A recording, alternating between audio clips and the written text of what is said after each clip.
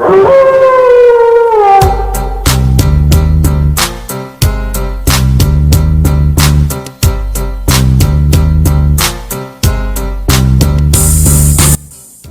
up, HIAC?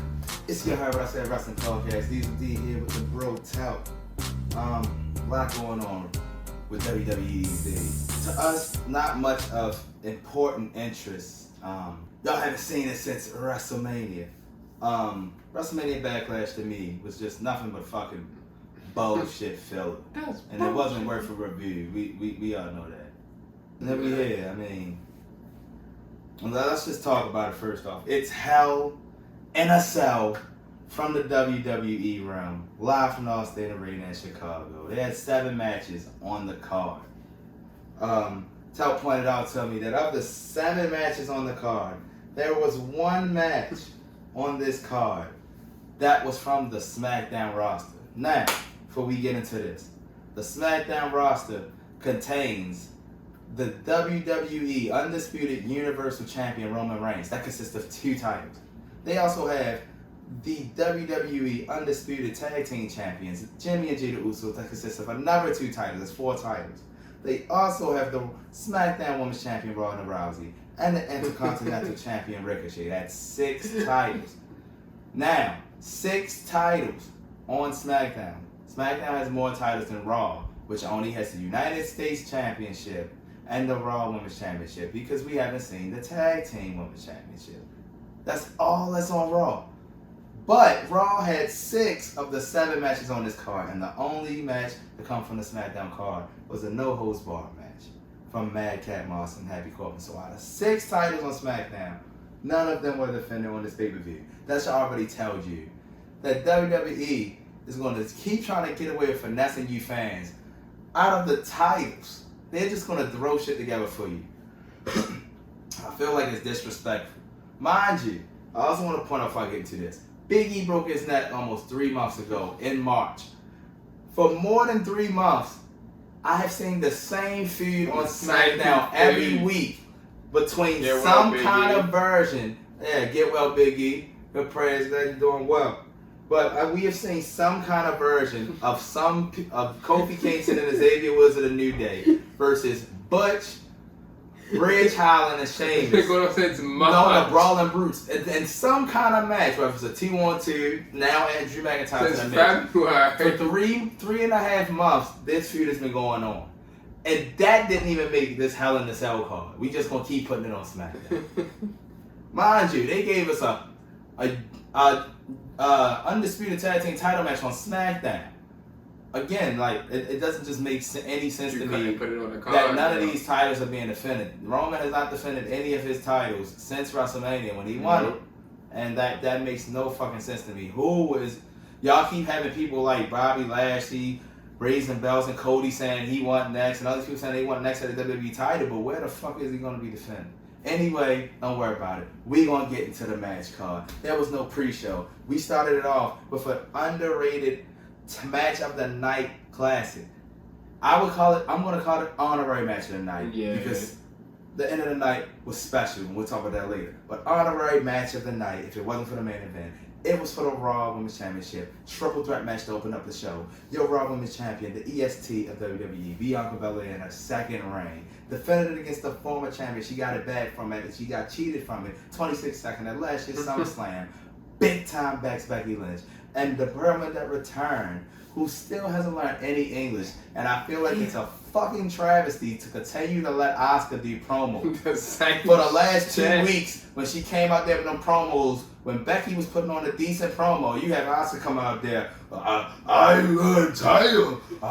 Nobody ready for us to not be out. Like, come on, bro. If you're not gonna at least give a fuck about her learning the language, then stop giving her promos. Like, back in the day when people wasn't good at the English skills, they had managers to talk for them. Do something. Saya knows English, and y'all won't fucking use her. Y'all don't know if y'all want to be a superhero or go back to being T.I. Shan, whatever. Use her to be the manager, something. Shit, you got Max Dupree doing nothing. He can be somebody manager. Up and down the fast face and shit. Yeah, but Asuka keep coming out there not knowing English. Stop putting her on a promo because she looks stupid and everybody just laughing. And it makes the person who's actually doing the promo look stupid because they got to change everything around. Well, wait, no, we're not doing that, Asuka. Why are you doing that? Like, it's the same, like, Shinsuke's even got a little better. But I feel like even Shinsuke coming out with Roman and the Usos that couple weeks ago, it was awkward as shit. Yeah. Roman had to act like niggas had to act like he knew what he was talking about. Stop putting these people that don't know no English out there. Like, stop it. Stop it. Back to this. Great fucking match. Most of the match was spent trying to get close pinfalls because they was trying to steal this title away from Bianca. I love the storytelling of this match because most of the match revolved around Becky. Every time somebody got a good move that might get a pin, Becky would throw them out the ring and try to steal the pin themselves. She couldn't get it. There's so much to talk about from this match. This match was fast paced, and I feel like it did an excellent job. It was about a good 25, 30-minute match of each of the women getting a chance to execute good move sets and nice runs to get close pinfalls. Because there was a couple times where Bianca legitimately lost this damn title. Certain parts of the match when Asuka finally got in the Asuka lock and Becky looked like she might go out.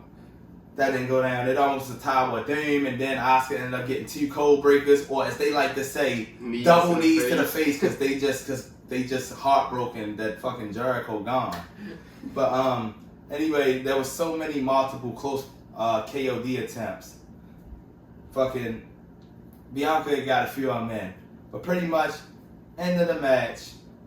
Becky ends up with a nice manhandle slam on Asuka, and she gets handed her own dose of medicine when Bianca throws her out the ring and steals her pin, pins Asuka for the 1-3 and retains the championship, leaving Becky in the win to be disgusted. But this was a hell of a match, and I give kudos to those women for putting on a show to get the people excited about this lackluster card. How do you feel about it? How I felt about it, it was a great match. And like you said, they had to get the show started off hot, because mind you, Hell in a Cell was on the same time as the NBA Finals started. Yeah, y'all had to get started because you know we was on then, goddamn it, game 2. When you start with that type of match, that type of high profile match, you know they love Bianca, you know they love Asuka, and of course Becky. Of course, a lot of people like her or don't like her, but regardless, you have 3 women that's probably 3 of the top wrestlers on the roster, and then throughout the match, you said it was a high. Fast-paced match, the whole match. Everybody was executing their moves, and when the way Bianca won, how like you said, she gave Becky her own medicine, and I believe this match that Bianca won is actually a great statement on her second title run. Yeah, it is. This is a good one. You already got a little revenge over Becky.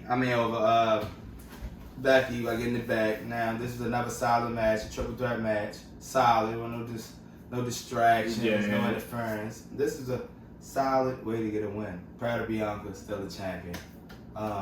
Maybe we'll finally get that one-on-one pay-per-view match with Becky and Asuka. But Money in the Bank is on the way, and I feel they all Becky and Asuka. And speaking of Money in the Bank, Women's Money in the Bank is gonna have at least 6 to 8 participants, and that seems like it's going to be hard because as we're speaking about the women, y'all all know about the Naomi and Sasha situation. Some people want to refer to it as a word. Some people say it's not, shoot, whatever. At the same time, they not on the roster page. They ain't nowhere to be found. They live in life. And as they said right now, it's true. They do not value not only the women's division, they don't value the women's tag team titles. They care enough to showcase them at all besides throwing shit together. And after that, what did they tell them? We're going to make a tournament. It's been weeks since those girls have left. Still no tournament, no tag team. You got random matches every week between fucking Shotzi's and Aaliyah's and what the fuck is Natalya doing? We keep calling her the greatest. Getting a title shot against Ronda best of all time. I mean, she finally got a match in, but what are all these other women doing?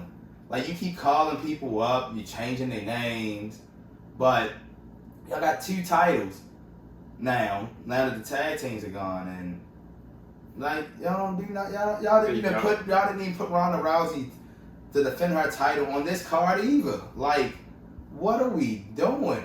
No wonder women are walking away and don't respect the women's division because y'all have talented women in the women's division. Talented women. Especially on SmackDown. Like, they're doing a good job with the women's division on Raw. Yeah. I don't know what's going on with SmackDown. It just makes no sense that you got these talented people and you call them up and you don't want to utilize them.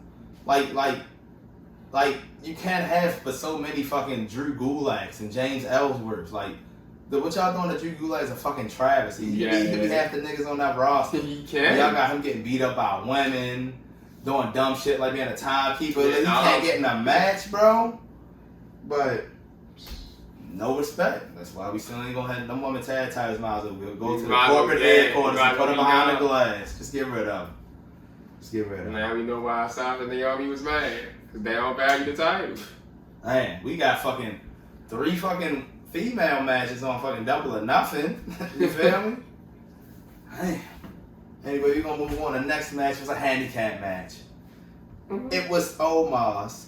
Let me rephrase that. It was the Nigerian giant Omos with his guy Montel Vontavious for the MVP, going up against the almighty Bobby Lashley. God damn it. That main event, the contract signed main event in Raw this last thing. I mean, it is what it is. MVP kept telling the man, I made you this and this. This has been a nice change of plans. Omos definitely could use some management. Bobby Lashley's established. Yeah. It was a successful face turn from the destructive almighty. Never thought I'd say it. And Bobby's he's a face, and the fans are loving him right now. Time to take advantage. It was good for MVP to move over. But to get to the match, it's 1-1 now. So now MVP has been inserted with Lashley winning at WrestleMania and Omos getting a steal win at WrestleMania Backlash. Now you add MVP to the likes. Let's not forget, Cedric Alexander earlier in the night said he wanted to help. MVP once again said no. With this match going, Omos got to start it early, pounding on Lashley, and every time Lashley tried to get something going, they couldn't get going. MVP got in the ring, started hitting some vintage moves, trying to get going, but then he slipped up. Lashley caught his ass, and he tried to tag Omos back in. And then Omos got back in, but Lashley was already getting momentum. He started getting it in, and out of nowhere, here comes Cedric Alexander jumping into the match. And Omos like, what the fuck are you doing? Throw him out the match, and he turned around and tore a spear. And after that, MVP knew he was in trouble because it was only a matter of time before he ended up in a hurt line. Tapped out immediately. That's it. The almighty Bobby Lashley wins. And afterwards celebrates by grabbing the WWE title from a fan and says, I'm coming for it. It's my time. And as I said earlier, whenever we see Roman again, we don't know who next. Cody, Drew McIntyre. And the way they keep saying they're going for the title, although Lashley raised one title, when Drew McIntyre said he's coming for both titles, the way he said it. So I don't know if they're definitely on a thing where I don't think they can completely combine both titles because of the Fox USA relationship. But I don't think it's smart to defend both titles at both times because at some point defend one title at each time. You got to defend one title each time. I'm cool with that, as long as one of them get defended. Because at some point, one of the titles gonna have to go back to just being on Raw. Yeah. So don't defend them at both times. But I don't know what the fuck they doing. Anyway, Lashley said he coming for it. Lashley with the big win. How you feel about it? How I feel about it? Lashley is back to re-establishing himself as the top person on Raw, if he hadn't already been. Big Lashley is back, damn it. Like you said, he's a certified face now. Him getting a win over MVP just solidified himself more. Like you said, when MVP kept talking about, you wouldn't be nowhere without me. And hopefully he got the win over him. Hopefully this is the end of that. And hopefully this feud is over, so Lashley can move on to somebody else. Yeah. And also, like you said, foreshadow with him getting the title opportunity. Because he's here. Damn it. Yeah, he's here. Hopefully that's the end of that feud. But let's talk about what we think may have been the end of a surprising good feud. Now let's just give credit to the man. Kevin fucking Owens is one of those guys who's just naturally himself in the ring. Whether it's a promo, whether it's just talking, like he plays his part perfectly, and he has an addiction to exposing Ezekiel as Elias. That's Elias. That's Elias. Like I ain't gonna lie. I would have hoped to see some Chad Gable so I can get a sheesh, but Then we had Kevin Owens going up against Elias's younger brother, Ezekiel, a.k.a. Elias.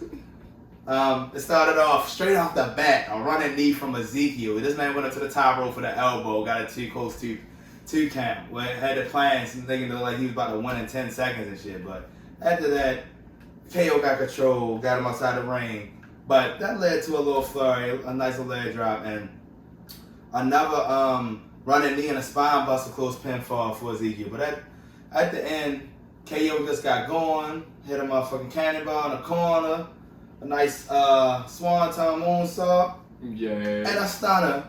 Looks at the crowd as he gets the win. Hopefully ending this is Elias mess. I mean, I know he's not going to make Elias. I don't even know why we had to change the man's persona and all this just to get him. Man, I don't understand what they be doing over this son of a bitch. But your winner, Kevin Owens, as it should have been. How you feel about it? I thought it was a decent match. Also, as much as we get flack for WWE about their feuds, I actually think they built this feud up good. Yeah, this was a nicely built feud. Because you added other layers. You added the entertainment. Yeah, this is sports entertainment. You added the lie detectors. You added other people that could be funny. Like, everybody played their part perfectly.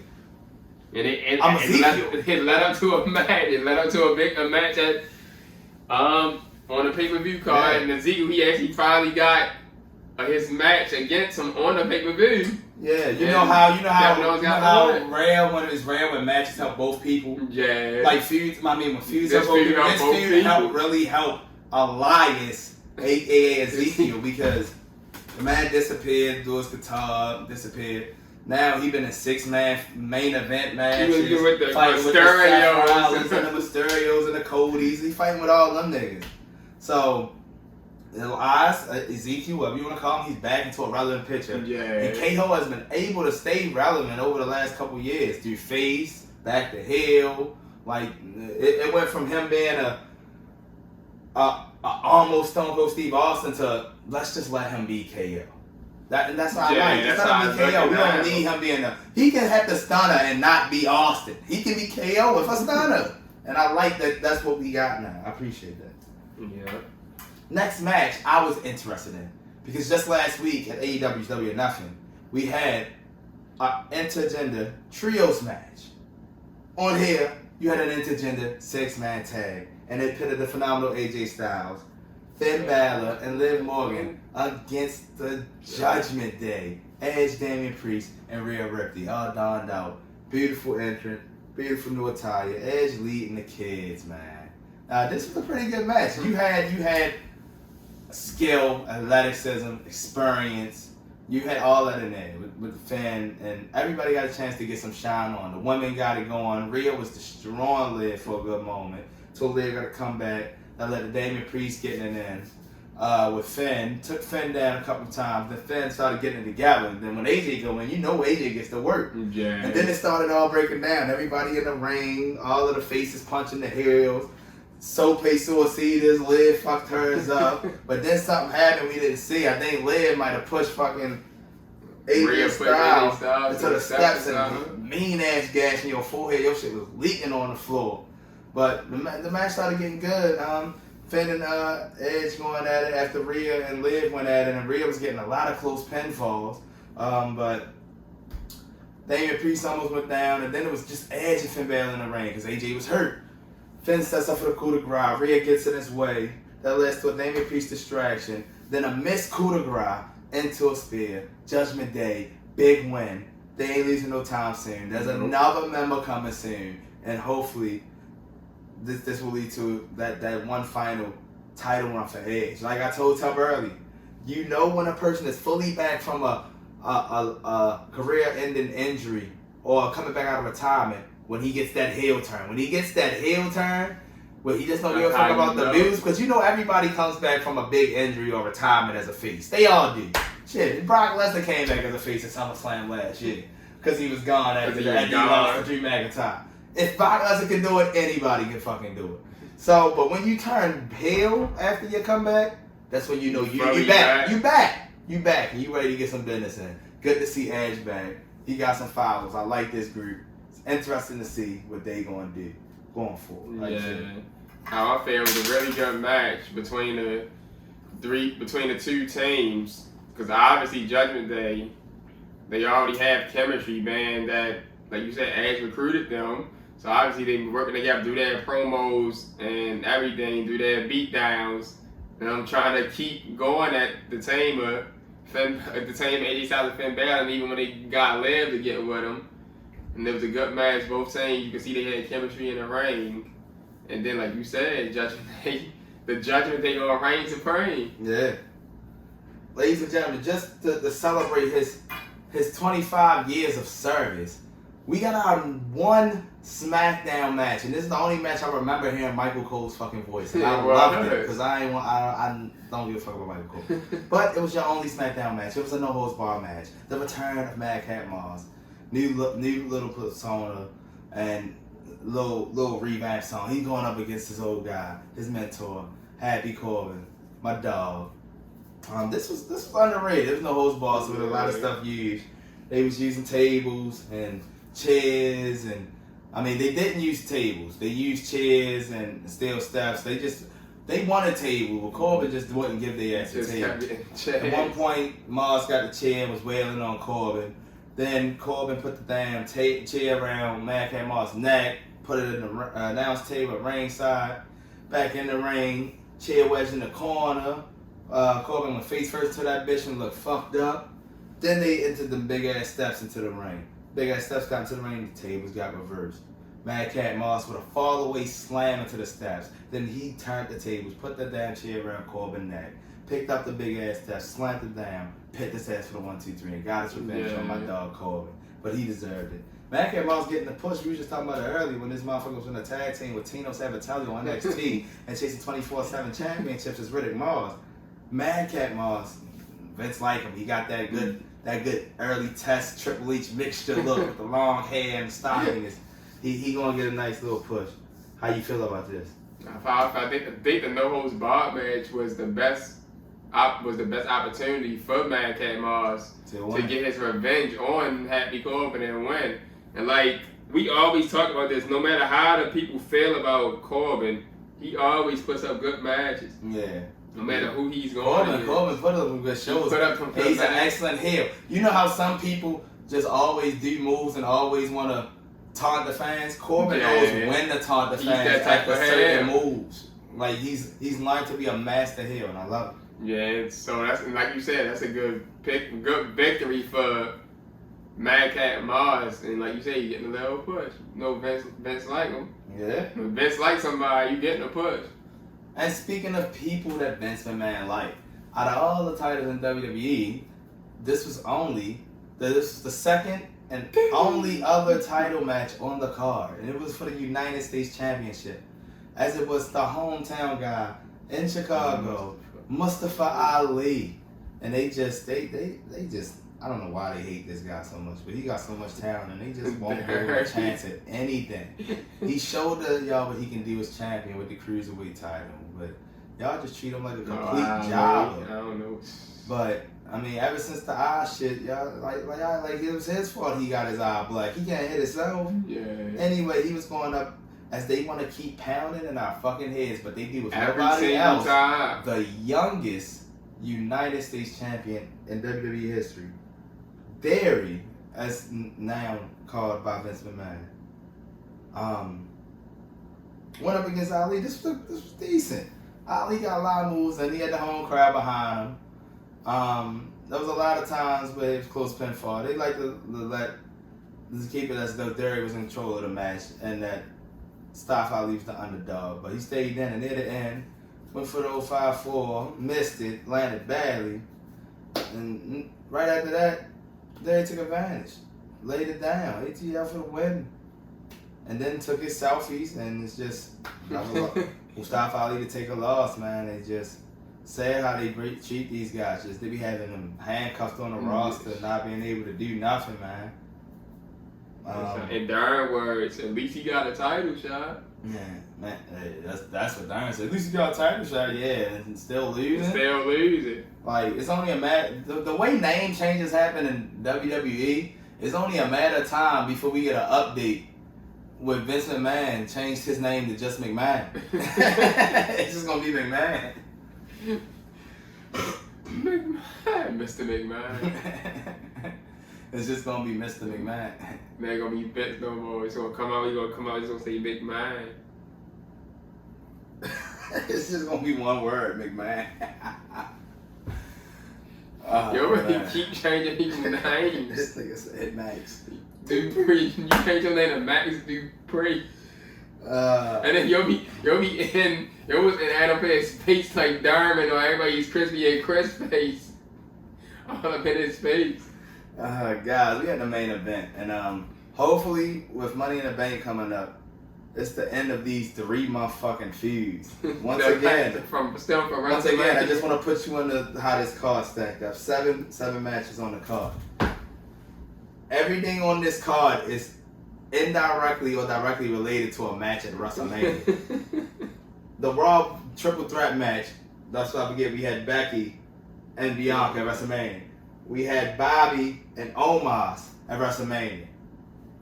We had did we have Ezekiel doing something? No, they were disputing the whole time. Cause remember, Ezekiel popped up on the Raw at the WrestleMania. Yeah, he did pop up on the Raw. Alright, so they get a pass for that.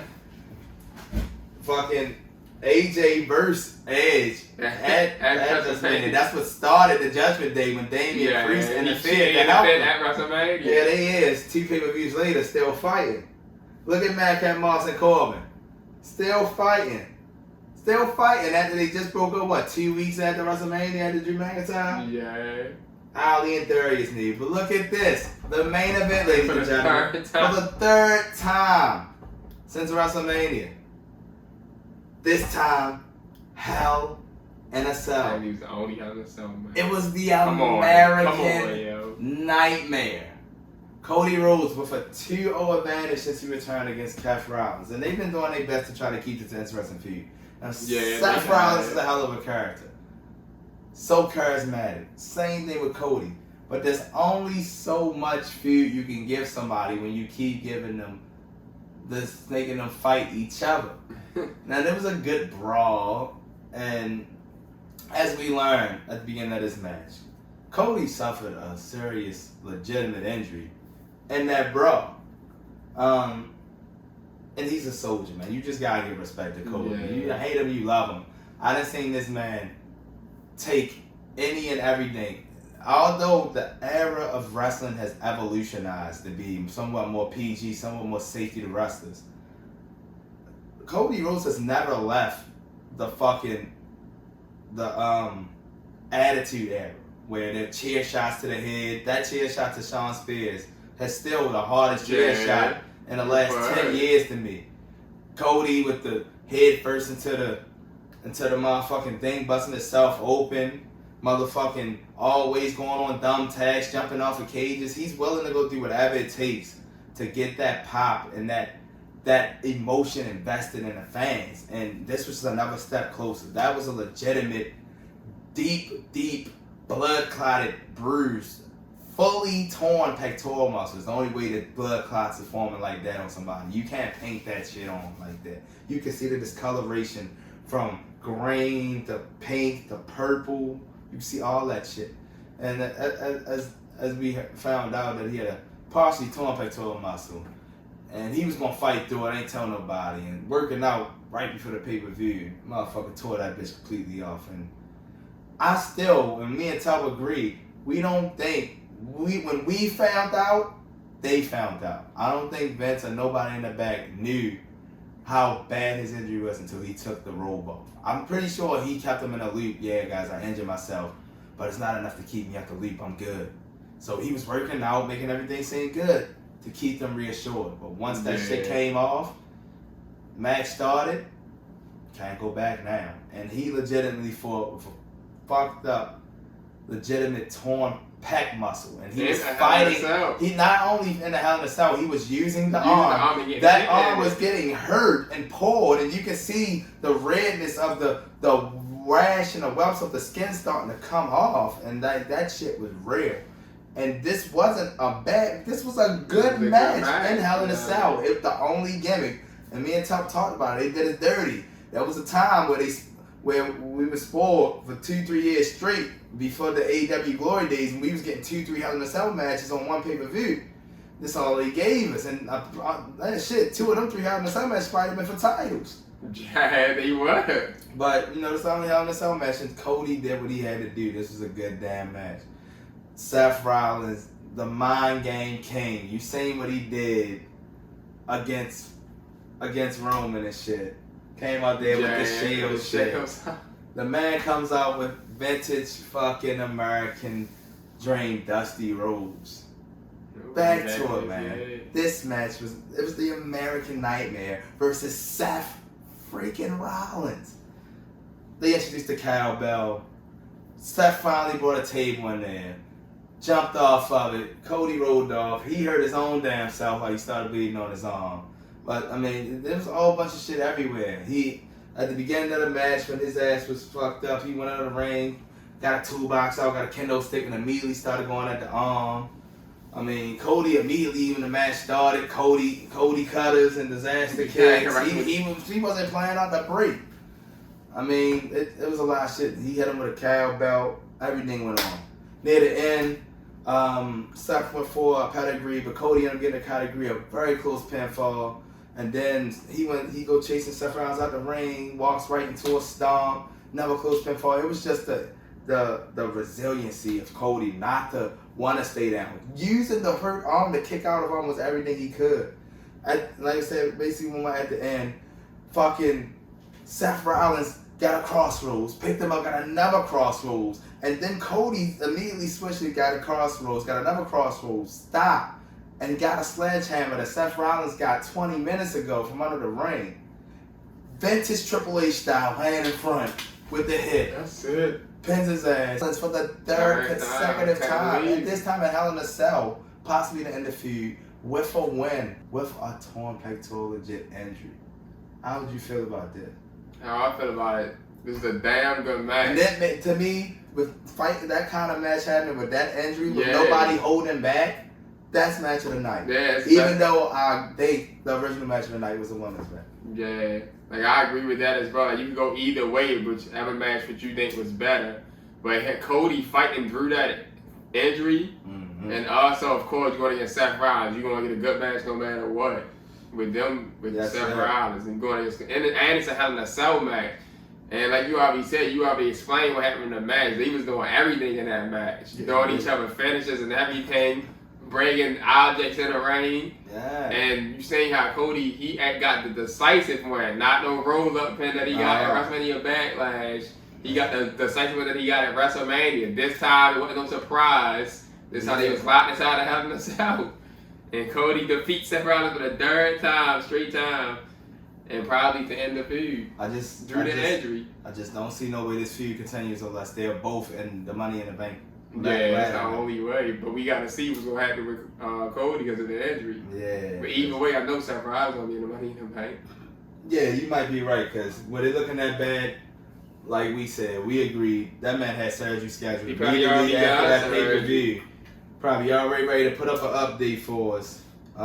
He's going to be out for a while. He's going to miss SummerSlam, which is only about 2 months away. He's going to miss that shit.